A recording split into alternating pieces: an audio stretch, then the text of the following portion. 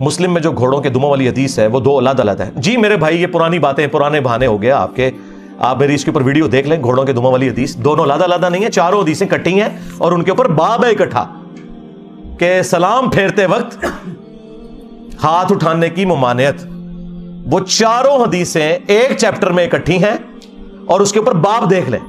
یہی حدیث امام ابو داؤد اور امام نسائی نے بھی لی ہے, اس کے اوپر چیپٹر بند ہے سلام پھیرتے وقت. اور اس سے بڑھ کر امام بخاری نے تو بدوائیں دی ہیں ان لوگوں کو کہ جو لوگ اس حدیث کو رفع الیدین پہ لگاتے ہیں. جز رفع الیدین میں انہوں نے کہا اللہ کے عذاب سے ڈر جاؤ, تم لوگ رسول اللہ کی سنت کے ساتھ یہ کر رہے ہو. اور آخری بات, اگر یہ گھوڑوں کے دموں والی حدیث آپ رفع الیدین پہ لگا رہے ہیں تو پہلا رفع الیدین اس میں کیوں نہیں آتا؟ وہ کہتے ہیں نہیں وہ سٹارٹ والا ہے, چلو ٹھیک ہے مان لیا. وطروں والا تو درمیان میں ہے تمہارا حنفیوں کا, دیوبند اور بریلوی کا, وہ اس میں آتا ہے.